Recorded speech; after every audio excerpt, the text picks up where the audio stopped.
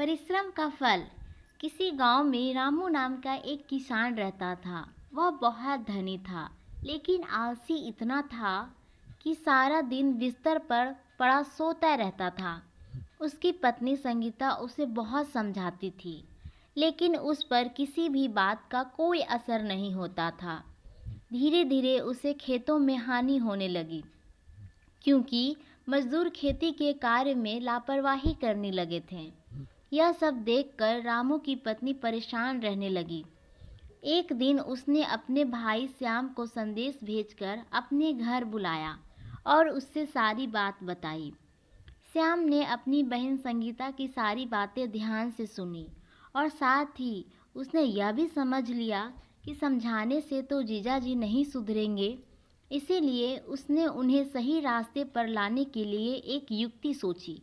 वह अपने जीजाजी के पास गया और बोला, जीजाजी, जिस तरह दिनों दिन आपका खेती का कार्य डूबता जा रहा है, उसे देखकर मुझे बहुत दुख हो रहा है। लेकिन मैं आपकी दरिद्रता को दूर करने का एक उपाय जानता हूँ। रामू ने कहा, मुझे शीघ्र ही बताओ कि वह उपाय क्या है। मैं अवश्य वह उपाय करूँगा। श्याम बोला, कहते हैं कि प्रातःकाल 4 बजे के आसपास आकाश से एक उड़न खटोला उतरता है, जो कि शायद आपके ही खेतों के आसपास उतरता है। उसमें 2 परियां बैठी होती है। जो व्यक्ति उनके दर्शन कर लेता है, उसकी सारी दरिद्रता दूर हो जाती है।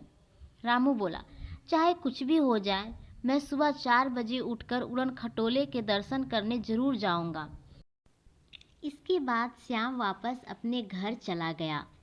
दूसरे दिन रामू सवेरे सवेरे उठकर घर से खेतों की ओर चल पड़ा। उड़न खटोले की खोज में जब वह खलिहान पहुंचा, तो उसने देखा कि एक चोर ढेर सारा गेहूं एक बोरे में भर रहा है। बोरा गेहूं से भरते ही वह उसे उठाकर चुपचाप वहां से जाने लगा। लेकिन जैसे ही उसने रामू को आता देखा, तो वह बोरा फेंक कर भाग गया। रामू वापस अपने घर लौट आया। उस दिन उसे उड़न खटोले की दर्शन नहीं हुए। अगले दिन वह फिर सुबह सुबह उठकर खेतों की ओर चल पड़ा। वह वहाँ काफ़ी देर तक इधर उधर टहलता रहा। सुबह के 7 बज गए, लेकिन उड़न खटोला नहीं आया।